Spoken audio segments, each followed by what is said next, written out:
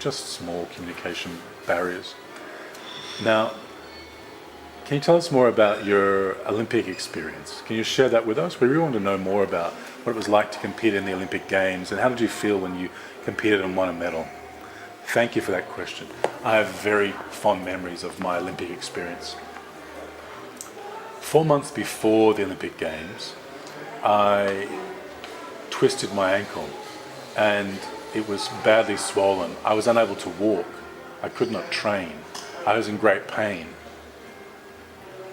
And then unfortunately, because I was placing a lot of reliance upon my stronger leg, I also strained that leg and I ended up on crutches.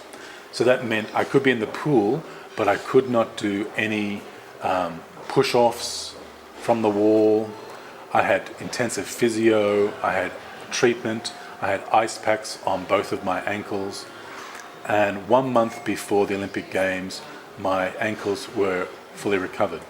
I was in Melbourne for 1 month before going to Sydney for the 2000 Olympic Games. I was at a 1 month training camp with my fellow South African swimmers. And at the end of the training session, we had finished our program. People would go to the movies or go to the shopping mall, but I stayed and continued to train because I needed to train more. I wanted to do further training, and I did that alone. They'd say, Terence, come on, we can do some social things. I said, no, I want to stay in the pool. I did additional training. And I thought, Terence, you are crazy. Stop, you're training too much. I said, no, I want to focus upon my swimming. And then when we flew to Sydney, wow, what an amazing experience. A major challenge being in this amazing city and stadium. It was a really highly emotional experience for me, and my hairs stood on edge. My dreams became a reality in Sydney. And I knew I had this feeling that my work was not finished. So yes, I was an Olympian. Yes, I was marching in the parade. Two Italians together. Australians on either end. There's Terence Parkin from South Africa. Malik of the Czech Republic. Salyards of the USA. Bernard of France. Leading them out. Olympic trials a month ago. Domenico Fioravanti is in lane 4, the fastest qualifier. Fioravanti became the first for the final, dropped his personal best time by 2.5 seconds to take here. Terence Parkin of South African fills lane 7. Here's Parkin. He's hearing impaired. You'll have a look as the gun goes off for everybody. Parkin gets a special light behind his block. He won the 400 IM here on Sunday and withdrew from the 200 IM to focus on standing, trying to look relaxed.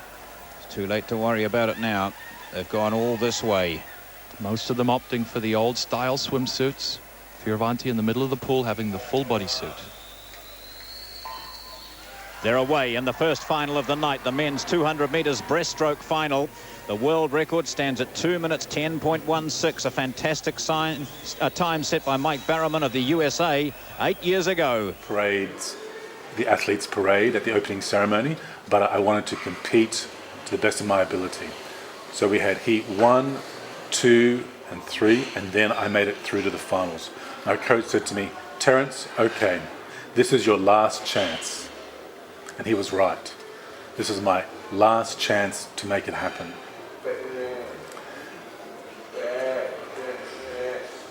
There were different swimmers in my race from different countries. They were in different corners. Some were lying down, some were standing up. I sat here and I was the only one to begin with. They were all in different positions when we were lining up. I just sat there quietly looking around, trying to relax and be calm. I just thought to myself, Terence, this is your only chance. You have one chance to make it count. I remember being on the deck and I could see at the dive the Australian swimmer was very fast and I tried to stay close to him. And then I turned to my right. I could see another swimmer, but I could see that the two of us were pulling away from him, and I was happy, but I could not see swimmers in other lanes.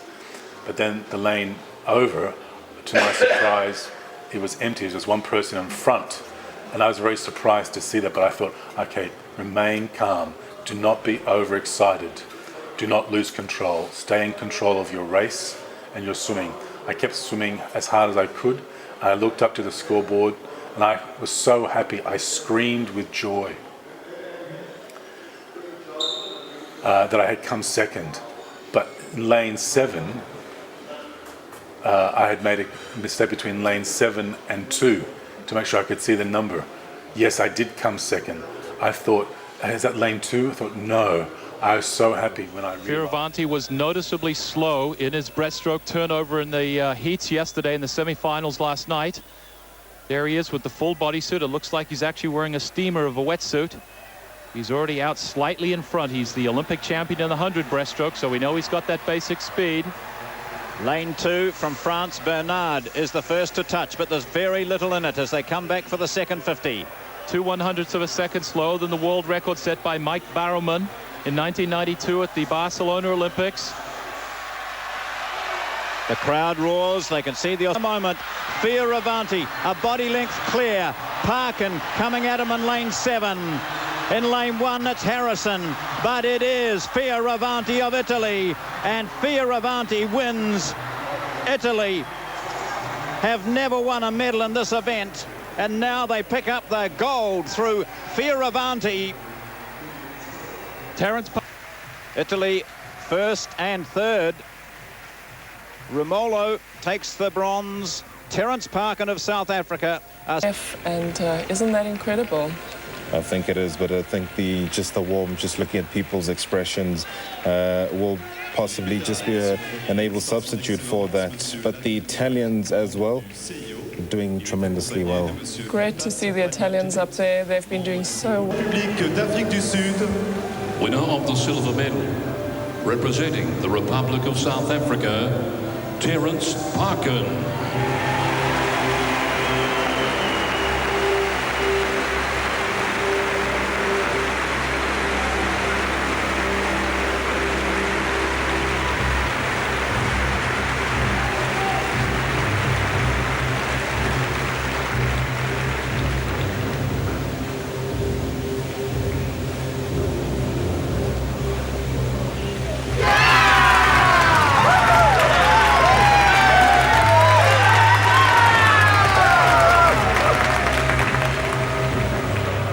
Realized that I came second and won a silver medal. When I was standing at the medal dais and the podium, I thought, wow, I'm here at this swimming stadium. This is a highly emotional experience for me. And then I came into a slight daze and I was waiting, thinking what was happening. And one person next to me tapped me on the shoulder because I could not hear what was happening when I was called up. And then I went up to the medal dais and my medal was presented to me. But I was confused as to what to do because it felt like a dream. It didn't feel real. And I thought, have I really won a silver medal at the Sydney 2000 Olympics? And I realized it was not a dream. Listening to Terence speak has just given me tingles down my spine. I remember watching you race, Terence, at home in the United States of America, watching you on television at the Sydney 2000 Olympic Games. I know that at that moment, the deaf world was supporting you and wanting you to do the best of your ability. Can you now tell us about your deaf Olympic career, both swimming and cycling? Tell us, why did you decide to go into cycling? Well, cycling was a part of my training regime as a swimmer. And I saw that at the 2006 World Championships, the results at the Deaf Olympic Games, I thought, my training times are similar to the competition times. So I thought I could enter this cycling race. So I entered the World Championships in the United States of America in Los Angeles. Sorry, my mistake, San Francisco. I thought I'd enter this competition. And I thought I have nothing to lose, and I love sports, and it's something different. People said, Terence, you're a swimmer. Why are you in this cycling event? We're confused. And I said, look, I am a swimmer, but as a part of my swimming training, I cycle. It keeps me fit, and I enjoy it. So I would like to enter the 100-kilometer cycling race. And to my surprise, I came first. I surprised myself in winning that race. at the World Championships. And at the Deaf Olympics, I thought I would like to do both a swimming program and a cycling program, which meant a lot of work in terms of scheduling. So I had to change my swimming schedule because there's 3 days of swimming and the fourth day is a rest day. And then there are 3 further days of swimming competition. So on that one rest day of swimming, I entered a particular cycling race. So I came third in my cycling race. And at that event, I won 7 gold medals in my swimming campaign and 1 bronze medal in cycling, which was a wonderful experience. Competing in both the Deaf Olympic Games and the Olympic Games, can you see any major differences between the two? Yes, there is a major difference between the two. At the Olympic Games, they are professional athletes, and the standard is very high. The Deaf Olympic Games has a high standard. It's not a criticism, it's different. It's more like, for example, the performances and times are more like a national competition meet. It has a lot of interest from the deaf world. And at the Olympic... Stuffy liked best water.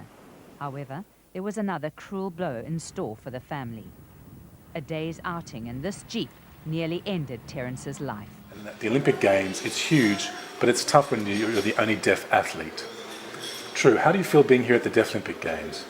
It's a wonderful experience here, being able to be with so many other deaf people at an international sports event, being able to communicate and learn and exchange so much information and make so many friends.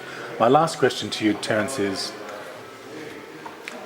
now that your swimming and cycling career is over and you've retired, what are you focused upon doing now?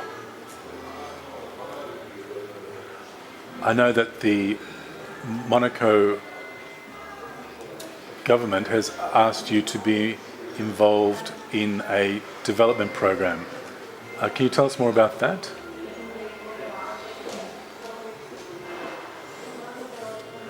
Yes, they've asked me to be involved in creating awareness about the importance of swimming and many people not being able to swim and are losing their lives through drowning. So I've been involved in an awareness campaign about swimming and being able to conduct first aid and CPR, and thinking that it's not okay to go swimming alone, but you must inform your parents and you must swim in a group or with others to make sure, number one, that you're a safe swimmer so that people have that trust and confidence. So that's what I would like to do. So is that for deaf children or hearing children? For both deaf and hearing children. In Africa, there are many drownings, mostly hearing children. And of course, this message is for the children of Africa, but also the deaf children of this world. My last question to you is, what do you want to say to young deaf athletes around the world about their future dreams? I want to say to you, deaf athletes, you can do anything that you want to do. Do not look for sympathy. Do not accept sympathy. You are like any other athlete. Just because you are deaf, don't think of that as being a disadvantage or different. Work harder, push yourself harder so that you can be equal in every sense. Thank you for those closing remarks. We wish you all the very best with your future work and career.